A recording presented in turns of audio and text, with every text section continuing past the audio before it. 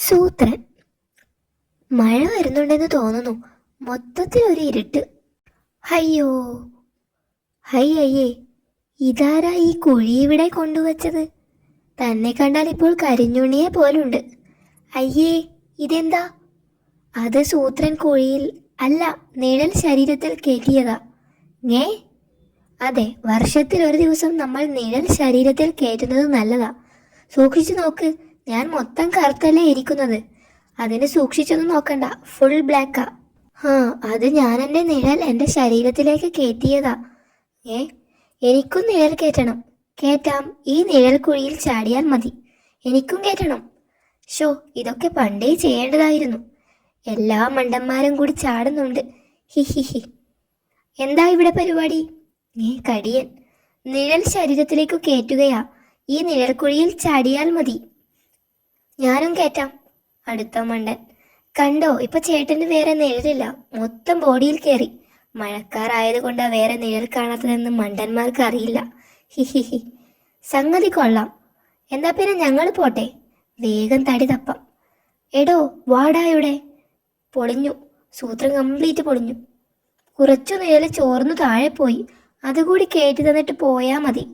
ചതിച്ചോ, വെയിൽ തെളിഞ്ഞു. പറമ്പിൽ ബോംബ്. മീശയും വിനുമ്പനും രാവിലെ നടക്കാനിറങ്ങിയപ്പോൾ എന്താ മുതലാളി പറമ്പിലേക്ക് നോക്കി നിൽക്കുന്നത്?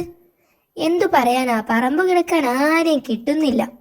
അതുകൊണ്ട് കൃഷി ചെയ്യാൻ പറ്റുന്നില്ല. ഹഹ, അത്രേ ഉള്ളോ? ഞങ്ങൾ കിളച്ചു തന്നാൽ മതിയോ?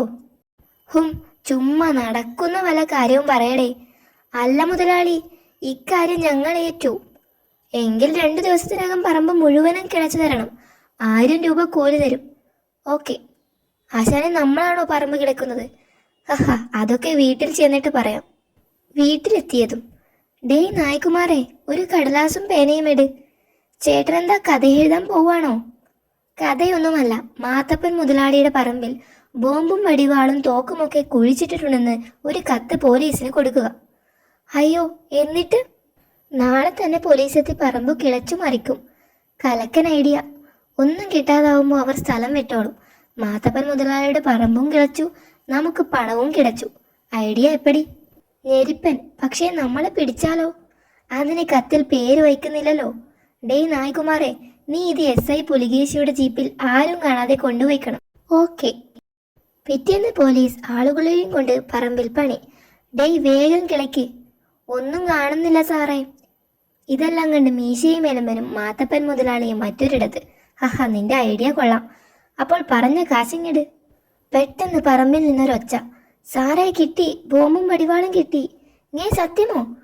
ആ മാത്തപ്പനെ ഉടൻ പിടികൂടണം. റാസ്കൽ, ഭീകരപ്രവർത്തനം നടത്തുന്നു.